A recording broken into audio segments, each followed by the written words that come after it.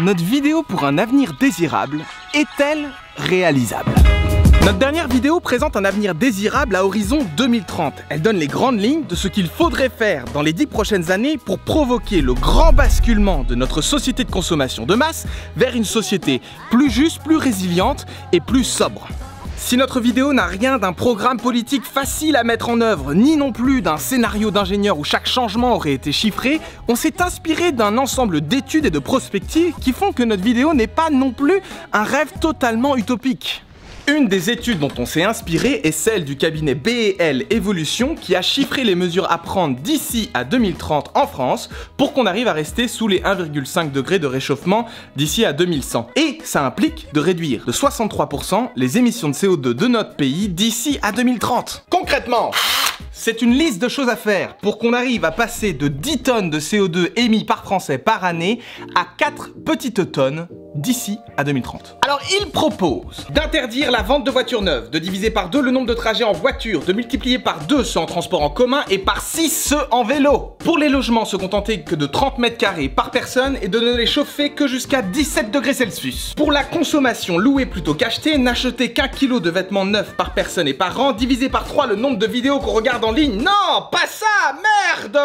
Et relocaliser toute la production. Pour l'aviation, supprimer tous les vols intérieurs si un train fait le même trajet et choisir avec une loterie les 500 000 personnes par an qui pourront prendre l'avion. Sans patate! Pour l'alimentation, se mettre à produire de la bouffe sur absolument toute parcelle de jardin, multiplier par 2 le nombre d'agriculteurs et par 5 les parcelles en bio, consommer que 25 kg de viande par personne et par an et instaurer des quotas sur les importations. Comme vous le constatez, ce n'est pas du tout le scénario qu'on est en train de suivre et même si on le fait, ça n'aura qu'un impact limité si tous les pays du monde n'enclenchent pas eux aussi en même temps des changements aussi importants. Or pour l'instant, on en est loin, très loin. Je vous propose donc de passer un peu de temps à discuter avec un des ingénieurs qui a conduit l'étude de manière à mieux comprendre le chemin qu'il nous reste à parcourir. C'est parti. Bonjour Cal. Bonjour Vincent. Est-ce que tu as pu voir notre vidéo pour un avenir désirable à horizon 2030? Je l'ai vu effectivement. Eh bien, figure-toi que cette vidéo a été inspirée par, en partie, le travail que vous avez fait avec le cabinet BEL Evolution, tout particulièrement l'étude qui est sortie en février 2019, qui s'appelait « Comment s'aligner sur une trajectoire compatible à 1,5 degré ».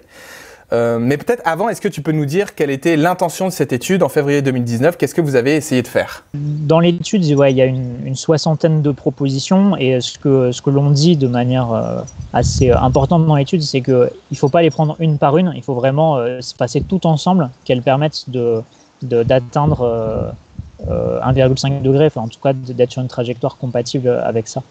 On a eu beaucoup de remarques sur l'avion, le secteur aérien. Grosso modo qu'on réduit drastiquement. Nous on donne juste un chiffre en disant voilà, grosso modo l'aviation si elle doit rester dans les mêmes proportions en termes d'émissions de gaz à effet de serre, c'est pas compatible avec une trajectoire 1,5 degré. Donc ça veut dire qu'il faut repenser son imaginaire du voyage. L'aviation c'est simplement un mode de transport qui permet de se déplacer vite, loin et pour pas longtemps.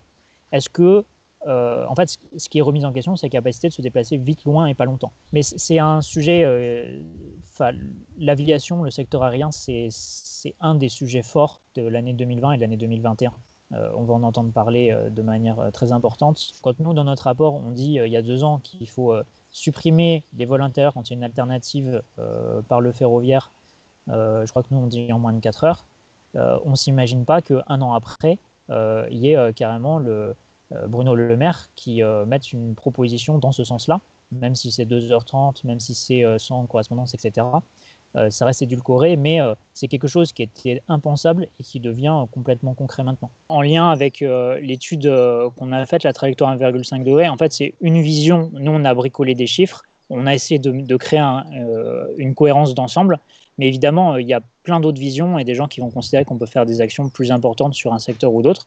Du coup, nous, ce qu'on a fait, c'est qu'on a ouvert le modèle. On a travaillé avec des personnes sur le développement web, etc. Et donc maintenant, il y a un outil à disposition, c'est mission-climat.io, et qui permet à chacun de faire son scénario et de se rendre compte des contraintes qu'il y a ou pas dedans. Et derrière, il y a un petit bouton magique aussi à la fin, une fois qu'on a fait son scénario, c'est que les gens définissent quel rapport aux égalités, aux inégalités du monde ils veulent voir. Et parfois, ça fait assez flipper. Si on se dit ce serait bien que tout le monde soit égaux dans le monde, on se rend compte que la situation est beaucoup plus difficile à gérer. Une chose que je dis souvent pour caricaturer, c'est que, en gros, le monde des écolos pensait pouvoir réussir à rester sous les 1,5 degrés en mettant 20% de bio dans les cantines. Et donc, il y avait une vraie distinction, enfin une dissonance. Ouais, une dissonance. C'était pas compatible en fait les propos tenus de on va rester sous les 1,5 degrés, on va tout faire pour, et voici les mesures qu'on propose. Soit vous voulez vraiment tout faire pour rester sous les 1,5 degrés, et là il faut que vous ayez un discours qui soit beaucoup plus radical et des propositions qui aillent beaucoup plus loin. Soit vous vous dites que les propositions que vous avez sont le maximum faisable, et dans ces cas-là il faut acter qu'on ne restera pas sous les 1,5 degrés. Dans ma vidéo d'interview d'Éric Piolle, qui était du coup le candidat et le maire sortant de la mairie de Grenoble, je lui disais que pour moi, être écolo aujourd'hui, c'est penser à la rupture. Non, pour moi, être écolo aujourd'hui, c'est penser la rupture, prévoir la résilience de nos villes dans un monde qui s'effondre, quoi. C'est dessiner des programmes dans lesquels il y a des chocs majeurs et qu'on a une forme de capacité à y faire face. Jusqu'à présent, je prenais toujours en ordre de grandeur l'effondrement de l'URSS pour expliquer aux gens ce que ça faisait 10% de baisse des émissions de gaz à effet de serre en une année. Aujourd'hui, on a un nouvel exemple. A priori, cette année, il est possible qu'on fasse environ 10%, voire moins, enfin ce sera entre 5 et 10%, je pense, de baisse des émissions de gaz à effet de serre. Et les gens maintenant comprennent qu'est-ce que ça veut dire sur leur quotidien, qu'il a quand même fondamentalement changé pendant un tiers de l'année, un quart de l'année. Et ça, c'était que 10%. Et donc, si on dit il faut faire 10% par an sur 10 ans, ça veut dire chaque année augmenter d'autant la période de confinement, quoi, si on veut dire. Et là, du coup, ça a été vécu de manière extrêmement rapide et par certains côtés très désorganisée, cette baisse de la production et l'arrêt de nos sociétés. Et toi, ce que tu décris, c'est qu'il faudrait qu'on organise cette diminution de notre production et de notre consommation et des transports et de notre niveau de vie aussi, chaque année à partir de maintenant. Ouais, si on veut, encore une fois, hein, moi je dis, si on veut se donner une chance sérieuse de rester sous les 1,5 degrés, c'est ce qu'il faut faire.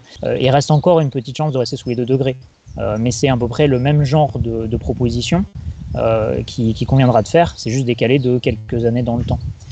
Et du coup, oui, la question de l'organisation, elle est fondamentale, parce que là, c'est ce qu'on voit en réaction à un choc dans l'imaginaire collectif, on est capable de séquestrer tout le monde chez soi pendant 2 mois. Mais par contre, on ne le fera pas sur une année. Et puis en plus, on voit bien que ça crée. Là, on n'est qu'au démarrage de la réaction en chaîne de ce qui va se faire. Il y a eu une crise sanitaire. Maintenant, on sait qu'il va y avoir une crise économique. Il y aura probablement des éléments climatiques qui vont arriver cet été, qui vont aggraver les situations. Pénurie alimentaire. Une vidéo sur la pénurie alimentaire. Voilà, c'est des choses qui on ne sait pas ce qui va se passer cette année. Mais il y a des probabilités de ces choses-là. Donc, si on n'est pas organisé, si on n'est pas prêt à faire ça ensemble, ça foirera dans tous les cas. De toute façon, foutu, pas foutu, c'est pas vraiment le débat, puisque tu l'as dit dans ton étude et on le répète aussi dans nos vidéos, que chaque dixième de degré compte et qu'on est dans une grande inconnue sur quelles conséquences ont un dixième de degré de réchauffement à plus sur la planète, et que du coup, même si on n'arrive pas à tenir le 1,5 degré de réchauffement depuis début de l'ère industrielle, et de toute façon, c'est toujours mieux 2 degrés que 3 degrés, et 3 degrés est toujours mieux que 4 degrés, etc., quoi. Ouais, c'est une continuité, quoi. C'est un continuum. On n'a pas de foutu, pas foutu, comme tu dis. C'est pas à 1,5, à 2, à 2,5 degrés. Et en plus, cet indicateur que l'on prend, la température, c'est pas le plus fondamental, c'est juste le plus clair. C'est pour ça qu'on parle toujours de 1,5 degrés. Mais dans un pays comme le nôtre, c'est pas ça qui va poser souci, c'est la question de la gestion de l'eau chez nous qui va être prépondérante. Il y a des zones où il va y avoir plus de sécheresse et à la fois plus d'inondations en hiver, plus de sécheresse en été. Ça va nous causer a priori plus de soucis à court terme que des canicules extrêmes, même si à long terme ça pourrait être plus dommageable. Donc il y a tout un ensemble de paramètres qui évoluent. En fait, ce qui pose souci, je pense, dans notre imaginaire collectif, c'est que toute l'histoire de l'humanité, elle s'est construite sur des conditions climatiques extrêmement stables. Et donc, on sait faire que dans une forme climatique donnée. On a bien compris qu'il fallait réduire nos émissions pour pas trop dérégler. Donc plus on le réduit, moins on dérègle et mieux c'est. Mais de l'autre côté, il y a l'autre pendant qui est de toute façon, on doit s'adapter. Alors moins on dérègle, plus l'adaptation sera simple. Mais dans tous les cas, ça nécessite des formes d'adaptation et qui sont largement sous-évaluées, sous-estimées aujourd'hui. Il y a une étude, je crois, de chercheurs du Danemark, en tout cas d'un pays scandinave, qui dit qu'en gros, à 3 ou 4 degrés, la Terre serait habitable pour 1 milliard d'individus. Bon, ça, c'est un chiffre, on peut dire, OK, dans 100 ans, il y aura 1 milliard d'individus sur Terre. En fait, on est incapable de se dire comment est-ce que ça va jouer sur notre psyché à nous. Ouais. Le fait qu'il y ait 6/7 des individus qui disparaissent, a priori, ça ne se fera pas dans des conditions très satisfaisantes.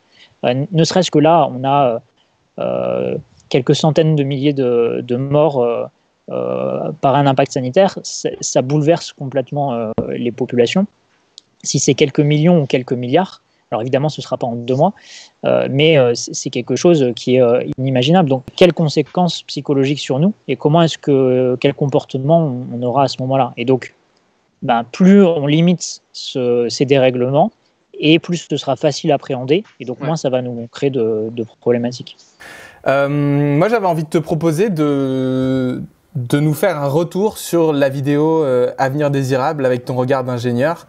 Quelle limite tu vois, quel avantage tu vois, qu'est-ce que ça apporte dans le paysage, voilà. Pour te faire un retour, mais je pense qu'il t'a été fait par beaucoup de gens, là c'est pas mon approche ingénieur, mais c'est le fait que tu avais une série de vidéos qui était effectivement anxiogène. Et là, tu apportes un peu une bouffée de bonheur dans ta série de vidéos, et je pense qu'elle fait du bien aux gens qui te suivent.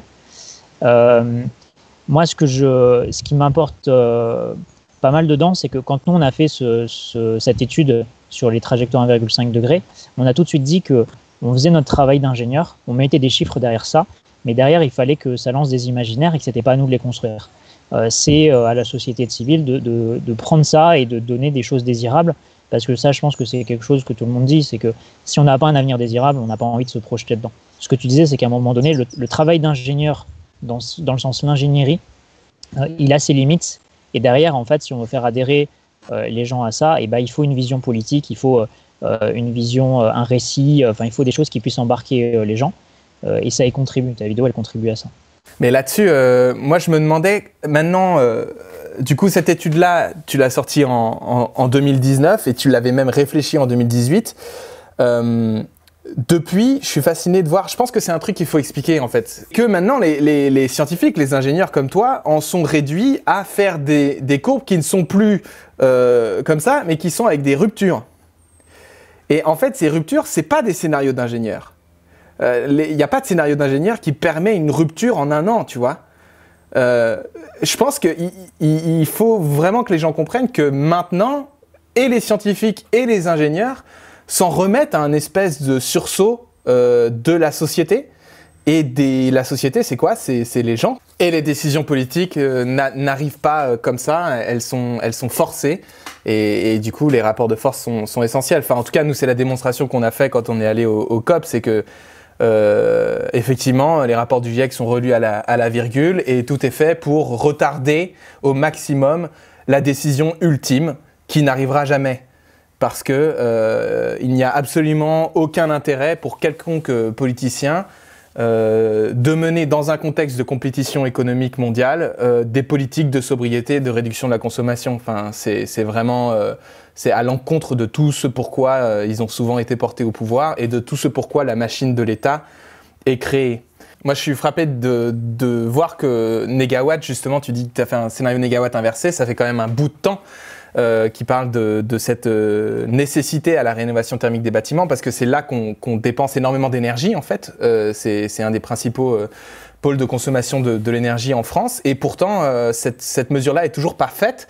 Et j'ai posé cette question un peu partout en me disant, mais si c'est une des meilleures mesures qu'on puisse prendre en France, pourquoi est-ce qu'elle n'est pas faite? Et on m'a souvent répondu que c'était parce que c'était une mesure de sobriété, et que la sobriété, c'est moins vendeur, c'est moins stylé que mettre des panneaux solaires et des éoliennes, ou que être super efficace, de créer des machines qui consomment très peu mais qui sont tout aussi efficaces.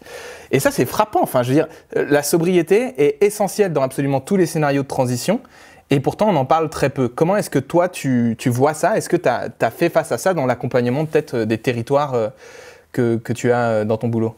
Sur les territoires que j'accompagne, ce que je vois, c'est que les collectivités n'ont pas la main sur la sobriété, ou rarement. Et c'est ça qui pose problème, c'est que c'est beaucoup plus simple pour une collectivité d'imaginer que tel service, elle va le faire de manière plus performante. Faire en sorte que tous les véhicules d'une collectivité soient au biogaz, soit électriques, c'est facile. Enfin, c'est facile. C'est une question d'investissement, c'est une question de choix politique, mais après, le choix est fait, c'est fait. Demander aux citoyens de se déplacer moins, là, c'est beaucoup plus compliqué. Donc, ça va se créer par des contraintes. Et en fait, là où vous voyez les meilleures mesures de diminution du véhicule individuel, c'est quand il y a des contraintes et que ça devient tellement galère de se déplacer en voiture que les gens préfèrent sortir de leur voiture. Le mode de vie que l'on vise avec une démarche de sobriété appuyée reste quelque chose qui est hyper consommateur en fait, et qui n'est pas de la sobriété, je vis tout nu dans mon jardin et je mange des pommes, quoi. À un moment donné, on parle de la consommation par individu. Quand aujourd'hui on dit qu'on a 200 à 500 esclaves énergétiques qui travaillent à notre service, si on divise par deux, il en reste quand même encore 100 à 200. Ouais. Et c'est pas rien, quoi. C'est plus sortir de l'état d'ébriété permanent en termes de consommation d'énergie qu'on est là, que se serrer complètement la ceinture qu'il y a derrière ce terme de sobriété, qui normalement devrait être un beau mot et accepté parce que c'est...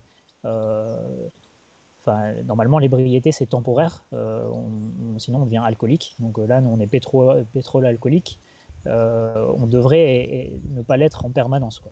Les gens ne sont pas forcément en état d'ébriété. C'est-à-dire que quelqu'un qui va prendre sa voiture juste pour polluer, ça existe, mais c'est très rare.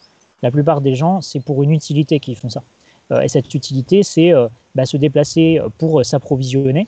Et donc là, il y a tout un rapport à qu'est-ce qu'on autorise comme mode d'approvisionnement. Se déplacer pour aller travailler. Et là, c'est pareil. Est-ce que on essaye de mieux relocaliser les emplois, de mettre des questions de télétravail, etc. Et là, il y a des grands engagements nationaux qui peuvent être pris, ouais, complètement. Alors, sobriété, les collectivités ont peut-être pas la main, mais l'État, clairement, a beaucoup plus la main. Quand il décide de renflouer Air France, il aurait pu mettre 50 000 conditions, des restrictions, des interdictions de tel ou tel type de transport. Or, il le fait très peu, non? L'État pourrait aller jusqu'à mettre des quotas par personne.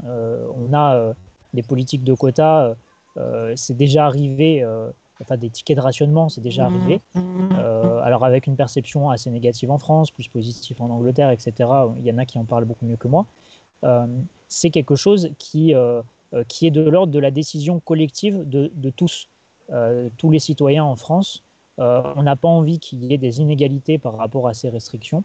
Et donc on veut qu'elles soient unanimement partagées. Et ça, c'est le rôle de l'État, du législatif, de faire en sorte d'avoir des conditions qui soient homogènes pour tous les citoyens. Avec le principe d'égalité, en fait, on peut ne pas renoncer à la liberté, à l'égalité, à la fraternité, tout en rentrant dans une démarche de sobriété. On ne veut pas contraindre le citoyen, et pour moi, c'est ça qui rend très compliqué la mise en place de mesures de sobriété. Donc oui, les décisions qu'on doit prendre, elles se heurtent aux libertés individuelles, mais il y a les libertés individuelles et il y a aussi la responsabilité, le pouvoir de décision de chacun. En exerçant ta liberté, tu peux choisir en fait, et y compris choisir de restreindre certaines consommations, que ce soit quand même en exerçant ta liberté et que ce soit pas contraignant, mais que ce soit juste ta responsabilité, ta décision, quoi. Ouais, la question de liberté, en fait, c'est une question qui est intéressante et j'ai l'impression qu'on ne se pose pas tant que ça. C'est fondamental la liberté, mais en fait, c'est la liberté de consommer qui est fondamentale. Et il y a beaucoup de choses qui sembleraient fondamentales et qui finalement ne le sont pas. La liberté d'avoir un air sain, d'avoir une eau saine, de se nourrir, d'habiter un logement décent, etc. C'est des choses qui devraient faire partie des libertés fondamentales et qui aujourd'hui ne le sont pas toujours. Donc on a un rapport aux libertés qui est assez biaisé à mon avis, qui nécessite de se réinterroger dessus. Et du coup, il y a un impératif quand on pense aux enjeux écologiques, qui est un impératif de bien commun. C'est comment est-ce qu'on fait pour tous ensemble respecter notre habitat et donc ne pas puiser trop de ressources, ne pas avoir des comportements qui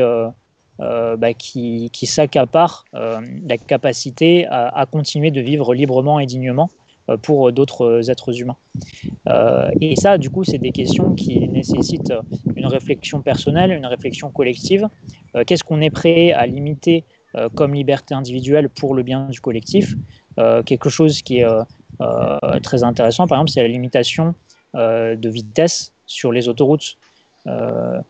Techniquement, c'est une restriction forte de liberté parce qu'on a des engins qui peuvent aller beaucoup plus vite, mais on consent tous à se dire ok, c'est normal que à partir d'une certaine vitesse, je sois réprimandé parce qu'en fait, je mets la vie d'autres personnes en danger, y compris la mienne, mais je mets aussi la vie d'autres personnes en danger. Mais parlons-en de nos politiques alors, parce que toi, tu t'y frottes couramment avec les élus dans les collectivités, dans les communautés de communes, qui ont une obligation de mettre en place un plan climat, air, énergie, territoire. Est-ce que tu peux nous dire qu'est-ce qu'il est possible de faire et qu'est-ce qu'on devrait faire pour que nos territoires, pour que là où on vit, changent et peut-être prennent la direction de ce qu'on a réussi à imaginer dans un avenir désirable, c'est-à-dire qu'on pète du béton, qu'on a une vraie politique de sobriété, qu'on vit avec des ceintures alimentaires autour de chaque ville et village, que d'ailleurs il y a une forme d'exode urbain, etc.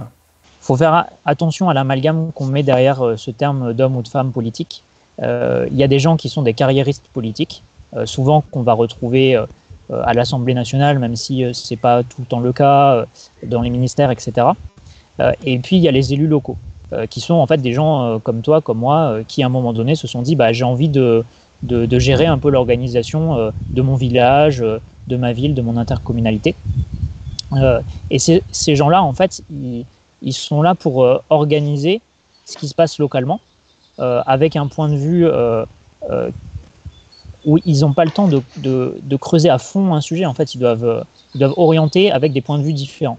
Et ça, pour moi, c'est quelque chose qui est fondamental, que je remarque partout, c'est que l'élu, il ne peut pas imposer de manière dictatoriale quelque chose. En fait, il fait avec l'ensemble de ses citoyens, qui s'expriment ou qui ne s'expriment pas. Et c'est pour ça que souvent, j'entends des personnes dire il devrait accélérer sur tel sujet, sur la transition écologique, sur machin. Mais ouais, mais il ne peut pas le faire à l'encontre de ses citoyens, en fait. Et aujourd'hui, qu'on le veuille ou non, la dominante, ça reste quand même, il faut laisser faire, il ne faut pas avoir de mesures trop ambitieuses. Ok, mais du coup, si des citoyens s'organisent et que dans chaque petite ville ou village, tu as un collectif qui vient dire, en fait, c'est bon, on est prêt, là, maintenant, il faut le faire, ça peut quand même vraiment aider les choses, parce qu'il y a aussi, je pense que la politique, c'est des rapports de force, et qu'en l'absence de mobilisation, le statu quo gagnera toujours. C'est fondamental, et en fait ça c'est quelque chose qu'on a vu avec les marches pour le climat. On peut se questionner sur quel est l'intérêt de ces marches-là. Elles rendent visible le fait qu'il y a des gens qui s'intéressent à la question. Et ça, moi je l'ai vu au niveau local, pour les politiques, c'est hyper important de se rendre compte qu'il y a une vraie préoccupation, qu'il y a des volontés, et que du coup s'ils proposent une mesure, elle peut être acceptée par la population et qu'ils ne vont pas se faire lyncher. Et donc c'est ça qui est fondamental, c'est effectivement se mobiliser, rendre visible cette mobilisation, et essayer autant que faire de construire avec tout le monde. Ouais, ça prend beaucoup de temps, et en même temps je me dis que, ce qu'il faut aussi avoir conscience, c'est que une grande majorité des élus sont des personnes plutôt âgées, qui ont dans les communes, dans les mairies, etc. C'est des personnes qui ont grandi, qui ont été biberonnées avec l'idée de la fin de l'histoire, qu'à partir de maintenant, c'était le capitalisme, que ça allait amener tous les bienfaits qu'on leur a promis, et qui n'ont tout simplement pas le logiciel à la fois de penser des ruptures, et de se dire que en fait ce système ne tient pas et qu'il faut en changer le plus vite possible. Et c'est là quelque part que devraient intervenir des collectifs citoyens qui se seraient organisés, parce qu'ils pourraient amener des idées que tout simplement la personne qu'ils ont en face n'est actuellement pas en mesure d'avoir comme idée. Et ça, il va falloir l'amener nous-mêmes, parce que ça va pas venir dans la tête d'un maire qui a 80 ans, qui est agriculteur de la FNSEA, de se dire que oui, une ceinture alimentaire pour son village, ça a du sens, quoi. Effectivement, il y a un certain imaginaire du passé qui est présent. Maintenant, il faut voir que il y a quand même un renouvellement assez conséquent des maires. En fait, moi, j'ai bon espoir sur la période qui arrive parce que les maires changent ou pas, le sujet maintenant, il fait partie de leurs préoccupations. Et il fait partie de leurs préoccupations au moment où ils lancent leur mandat. Et du coup, c'est le moment où tu donnes les cadres. Quand tu prends conscience, au bout de 4 ans de mandat, qu'il y a quelque chose qui ne va pas, c'est compliqué de réorganiser les choses et tout ça, d'abandonner des projets qui font plus sens, parce que tu as passé 4 ans à te battre dessus. Là, en fait, même si c'est les maires qui sont réélus, ça donne un nouveau souffle, une fait qu'il y a une réélection, et donc tu peux en profiter à ce moment-là de dire, bon, en fait, ce projet-là, il n'avait pas de sens, il faut qu'on l'arrête. Par contre, ça nécessite d'avoir un appui fort. Soit le maire a été élu sur ce programme-là, donc là, tant mieux, soit il ne l'a pas été, et dans ces cas-là, il faut effectivement que les citoyens se mobilisent pour montrer, là, voilà, dans votre programme, vous avez dit qu'il y avait un impératif écologique. Concrètement, vous ne pouvez pas faire tel ou tel projet qui aujourd'hui n'a plus de sens. Sur les ceintures maraîchères, par exemple, c'est un bon exemple qui montre la complexité du jeu d'acteurs. C'est qu'effectivement, à un moment donné, il faut une décision politique, parce que la ceinture maraîchère, elle peut s'organiser de plein de manières différentes, mais une des manières, c'est que la collectivité, la ville, l'intercommunalité, elle achète des terres et elle les met à disposition d'agriculteurs. Donc pour ça, il faut qu'elle acquiert du foncier. On ne préempte pas comme ça. Il faut du temps pour aller discuter avec les gens, etc. Donc il faut que l'idée émerge. Aujourd'hui, on a plein de retours d'expérience qui montrent que ce sont des bonnes idées. Effectivement, elles peuvent être amenées sur la table du politique. Le politique doit prendre sa décision. Ensuite, il doit effectivement acquérir ce foncier éventuellement. Et après, il faut qu'il trouve des agriculteurs. Et là, on retombe dans quelque chose qui n'est pas si simple.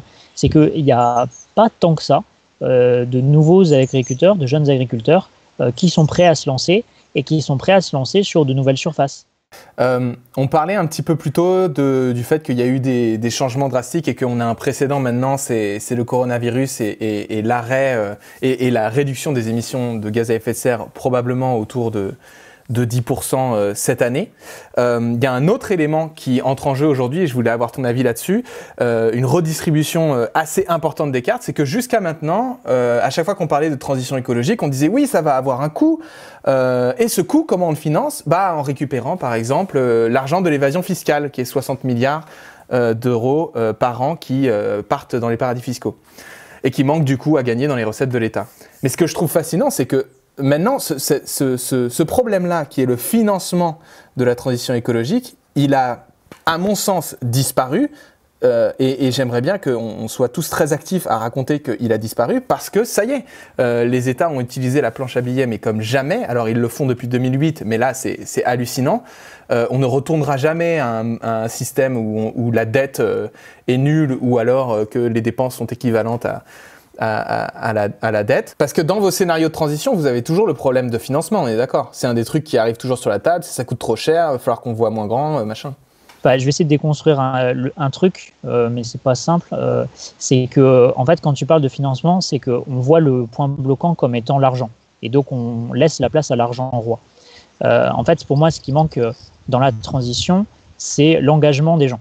Techniquement, on sait faire. L'argent, c'est juste un levier qui permet de se dire, OK, j'y vais ou j'y vais pas. Mais techniquement, on sait faire ces trucs-là. Et donc, la question, c'est est-ce que l'argent reste le moyen de décision numéro 1, pour l'instant c'est le cas, et il n'y a rien qui a remis fondamentalement en question ça. Donc, est-ce qu'on est capable de débloquer des masses hallucinantes pour réorienter les choses ? Moi, je pense que c'est toujours faisable. Peut-être qu'effectivement, la manière dont les décisions ont été prises rapidement là avec la crise sanitaire démontre la faisabilité de ces choses-là. Je pense qu'il y a un truc qui est aussi intéressant, c'est que en gros il y a une dizaine d'années on a eu une crise financière et on a des milliards qui ont été débloqués pour sauver l'économie en quelque sorte, pour sauver les banques, pour sauver là on a un impact qui est sanitaire en premier lieu, qui va avoir des impacts économiques, qui va avoir etc. Et du coup on met de l'argent pour une problématique qui est plutôt de l'ordre social, sociétal. Maintenant il nous faut ce méga plan environnemental. Et donc on reste, pour moi, la problématique, elle n'est pas tant sur est-ce qu'on est capable de mettre l'argent sur la table, mais plus est-ce qu'on est capable de se dire ce sujet, il devient vital. Moi, quand je vois que, tu vois, on met quoi, c'est 6 milliards là dans Renault, on préserve un emploi plutôt qu'on en crée des nouveaux dont on aura besoin pour les 20 prochaines années, tu vois. C'est toujours la vision court-termiste de bah oui, on met cet argent-là pour préserver l'emploi. C'est vrai, il faut le faire, il ne faut pas que les gens tombent dans la misère et qu'ils soient abandonnés à eux-mêmes. Mais bordel, c'est aussi le meilleur moment pour qu'il y ait effectivement un cursus de formation massif d'une large partie de la population, jusqu'à genre 10% de la population qui changerait de métier.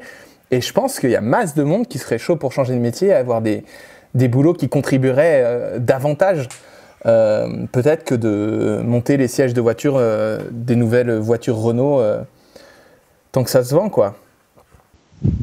Ouais, mais ça, c'est pour moi, c'est une question de courage politique, en fait, et de facilité. C'est beaucoup plus simple de se dire, je vais reconstruire le truc à l'identique. À la limite, en mettant quelques prérequis du genre, vous arrêtez les voitures thermiques, vous faites des voitures électriques ou des choses comme ça. Mais en fait, on sait fabriquer des voitures aujourd'hui, donc c'est facile de se dire, je remets de l'argent là-dedans, je sais que ça va marcher. Alors que si tu te dis, par exemple, ok, le secteur aéronautique, j'ai compris que il est plus compatible avec l'enjeu de transition écologique, il faut l'arrêter. Tu as je ne sais pas combien de centaines de milliers de personnes, on parle de 400, 500, 600 000 personnes en France, dont l'emploi pourrait être à changer complètement. Ça, c'est hyper compliqué de se dire, il y a 2-3% de la population active de mon territoire, enfin de mon pays, qui doit complètement se réorienter. Et pourtant, je suis d'accord avec toi, c'est que pour moi, les plans de transformation, ça devrait être ça. Ça devrait être se dire, bon, ok, là, on arrive à un moment donné où on va mettre plein d'argent sur la table, mais cet argent sur la table, c'est pour construire des choses qui sont totalement nouveaux. Et il y a des champs où c'est pas très compliqué. Aujourd'hui, on a des grands bétonneurs, ils savent faire du béton. En fait, ils savent faire des infrastructures. Et ces infrastructures, on a besoin d'autres types d'infrastructures. On a besoin d'infrastructures cyclables. Ça nécessite éventuellement de changer les matériaux de construction. Enfin, on peut avoir une réflexion dessus. Ouais. Mais derrière, construire un pont, il y a des centaines d'années de réflexion sur comment est-ce qu'on construit un pont. Si c'est pour faire passer des vélos, c'est plus simple que si c'est pour faire passer des locomotives. Mais ça reste des choses qui peuvent employer des gens. Ouais, c'est clair. D'ailleurs, ça, c'est quelque chose, on n'en a pas trop parlé, mais dans l'impact que va avoir cette crise, malheureusement, c'est qu'elle va mettre plein de gens au chômage. Et donc, l'intérêt que j'y vois, c'est que plein de gens qui se disaient « Ah, je ferais bien ça, ouais, mais en fait, j'ai un boulot à garder », là, ils n'ont plus le boulot. Ouais. Et du coup, ça peut dynamiser une forme de changement de métier, de réorientation complète. J'espère. Je pense qu'en tout cas, on est plus apte à le faire. Maintenant, il faut des structures qui permettent de l'accompagner et qui permettent de faire passer à l'acte les gens qui pourraient se poser ces questions. On retombe du coup sur la formation et c'est assez frappant de voir que l'éducation nationale ou l'éducation supérieure ne s'est pas du tout encore emparée de ces questions-là. Il y a très peu de masters de formation résilience plus. Est-ce que ça pourrait avoir lieu dans les 5 prochaines années, ça, à ton avis ? Construire des filières de formation entières, ça demande du temps, malgré tout, parce qu'il faut des enseignants, il faut des lieux pour faire ces formations, etc. Moi, je pense qu'il y a vraiment deux choses qui sont très différentes, parce que tu parles d'éducation nationale, là, on parle de l'enseignement primaire, en quelque sorte, enfin, l'enseignement initial. Je pense qu'il y a beaucoup de choses à en redire. On peut effectivement réimaginer complètement cette forme d'éducation-là et de se dire qu'aujourd'hui, le système de l'éducation nationale ne forme pas les citoyens à vivre dans le monde qu'ils vont connaître, mais plutôt dans un fantasme de monde qui est issu du passé. Après, il y a la question de former les gens au bon métier. Donc là, on sort de l'éducation nationale et de savoir se comporter en citoyen, mais plus quelle place je vais utiliser dans la société. Et je suis un peu dubitatif parce que ce que je constate, je donne des cours par ailleurs, c'est que la formation continue, c'est-à-dire ce que les gens font au cours de leur vie active, me semble bien plus intéressante que la formation initiale en fin de compte, parce que les gens, en tout cas aujourd'hui, l'état de l'art, c'est que on choisit souvent sans réelle conviction sa filière. en formation initiale. Par contre, en formation continue, c'est qu'on s'est vraiment posé la question, on s'est arrêté à un moment donné, on s'est dit là, je veux me réorienter vers tel truc ou vers tel truc. Et les élèves que j'ai en formation continue sont beaucoup plus actifs, beaucoup plus participatifs. Enfin, on sent qu'ils sont en train de construire leur métier. Pour moi, ce que ça veut dire, c'est qu'il faudrait que l'éducation initiale, l'éducation nationale, prenne aussi cette direction et que les élèves puissent vraiment davantage choisir ce qu'ils ont envie d'apprendre et tout. Et d'ailleurs, c'est un des trucs qu'on a mis en avant dans notre vidéo. Est-ce que tu as envie d'adresser un message aux personnes qui nous regardent, un mot de la fin? Le mot de la fin, pour moi, c'est s'impliquer.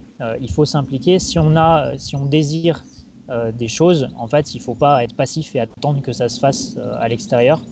Il faut s'impliquer localement dans les décisions politiques. En plus, là, c'est vraiment le moment. Il y a des nouveaux élus qui sont là, quel que soit leur bord politique.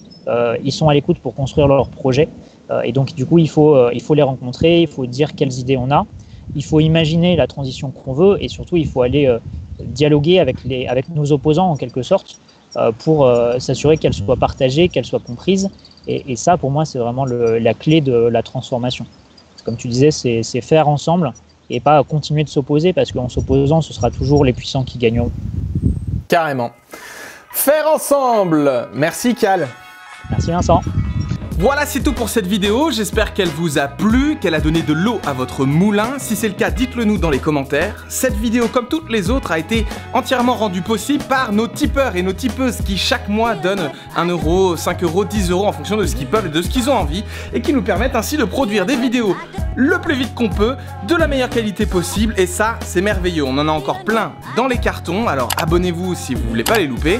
Gardez la pêche et à très vite, ciao!